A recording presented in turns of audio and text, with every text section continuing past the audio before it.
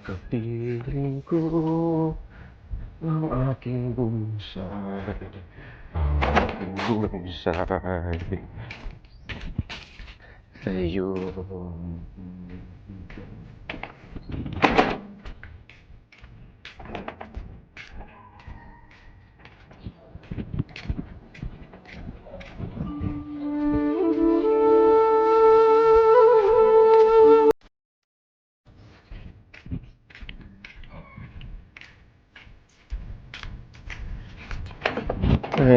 At last nakarating na rin ako dito.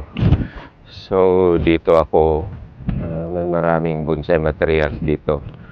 Yun ang iano ko. Sabay lagay ng abono, sabay linis ng konti. Ay naku.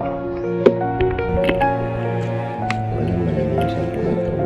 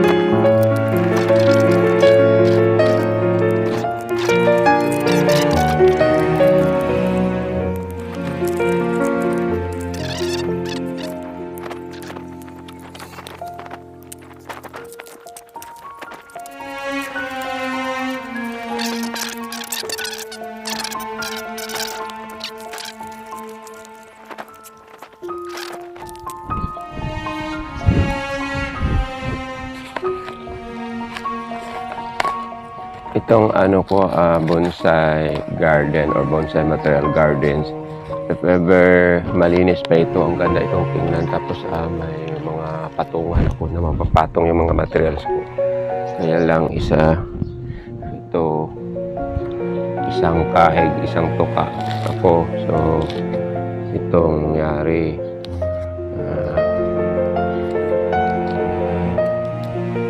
hindi ko paglinis or mag-hire man lang na sino makalinis. Ang ginawa ko dito ngayon is pinilisan na lang ng dahan-dahan, tapos kukunin ko itong mga wire na naglulubo na magamit ko pa sa ibang materials ko doon sa kabila.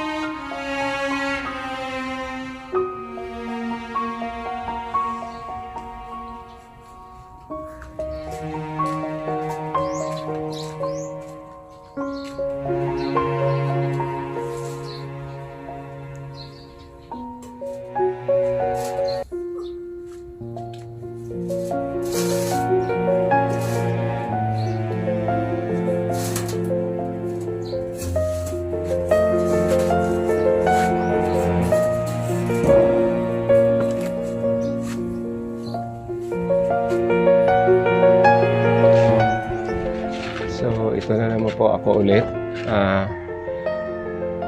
Magandang umaga sa inyong lahat. Good morning to all of you. So ngayon, naglilinis ako kanina. Try ko doon sa kabila. Tapos nadaanan ko ito. Nakita ko naglulubo na yung mga wire. So ito na lang muna ang kinuha ko at isi-share ko sa inyo. So ang gawin ko dito, tanggalin ko itong mga wire lahat. And then i-depulit ko naman ulit. As I said na parang walang katapusan ito pag-wiring. So it's not so nice, pero at least mayroon akong ganitong klase na bonsai materials which is called boktae. So, start anong tanggalin ko itong mga unnecessary branch, tapos gugupitan ko ng ano siya. Then magtatanggal na ako ng yung mga ano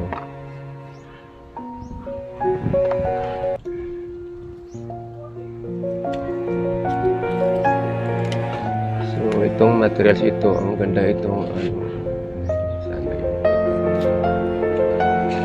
tali muna ito, baka makalimutan ko.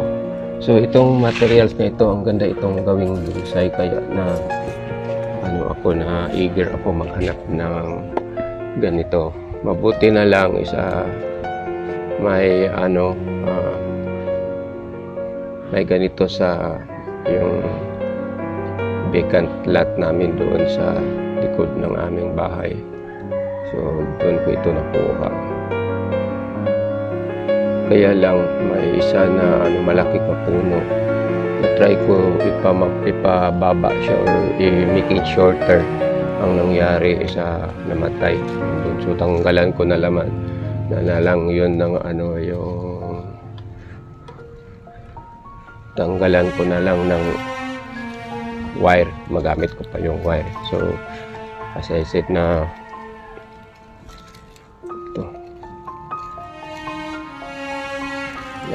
yung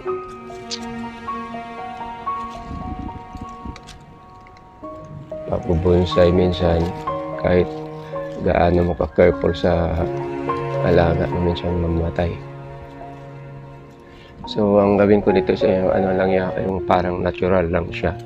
So kailangan ko pa itong pa-extendan dito, so para mag-cover up. So dito ang plant ko.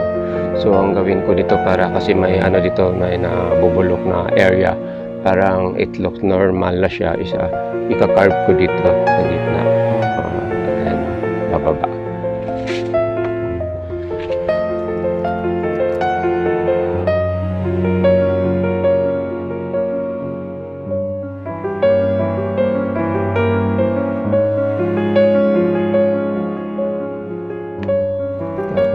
Binili naman yung ano, matanda yun, ang laki yung puno. So isa yun sa mga collections ko sana, kaya yung nabili na yun, nagsikap ako na makahanap na ako matapos magtanggal ng dahon. So ginawa ko, binunot ko na lang, hindi ko ginupit isa-isa, kasi pag ginupit ko ito isa-isa, ang mangyari tapos ito madipulit. So sa susunod, ang gawin ko nito na lang is ika-carve ko itong sa upper side. Then natanggalan ko na rin itong ano, iba ng wire. So kaunti na lang yung tatanggalin ko na wire. Then hindi ko na ito ano, i-wire. Ang gawin ko dito is ano na lang, puro banting na banting. Yung hilain na lang kung saan ako hilain yung mga sanga para mag-heal o ma-cure na itong mga naglulubo ng wire. So it's look natural na siya. So at saka itong mga ibang sanga na yung pagtubo niya is a natural na way. So parang walang ano, hindi dinaanan ng wire. Then this part here, itong ika-carve ko, siguro pababa.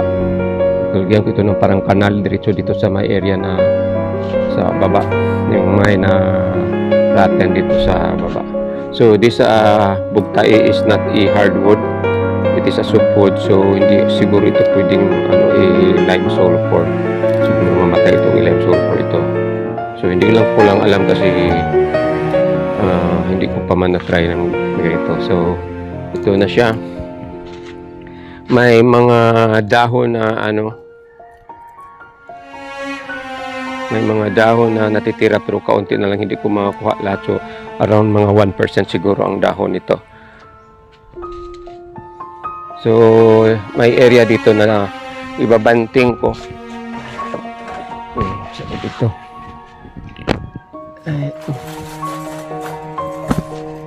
So may so parang malaki lang, malaki pa ang opening dito. So hilain ko ito para Get closer to this area here.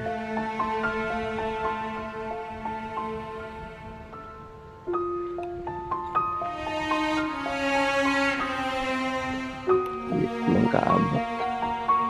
Ano ba to?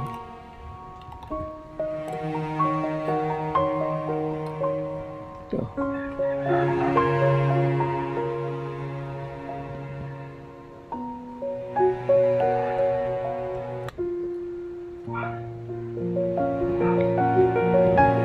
So, ito na siya. Ang ginawa ko, lagyan ko ng mga banting, then maybe pag matubo nito sa mga area na babalikan ko rin ng wire, pero not all of them. Tignan ko lang kung anong itsura paglabas itong mga sanga. Kasi as sinabi ko, itong pagbubonsai o making a bonsai every day, lalo na kung may wire ka na stock, you have a wire, you always make any changes or lagi mong binago-bago. Kasi it depends, like this one here, then may ako na naman kaibigan mag-suggest na ganito ang dapat gawin, ganyan, so susunod na naman ako. So, yun ang mangyari sa ating mga bonsai materials or bonsai. So for today, ika-carve ko ito maybe tomorrow. So for today, ito lang ang masishare ko sa inyo, itong pag-defoliate ng aking bugtae at saka pag-tanggal ng mga wire.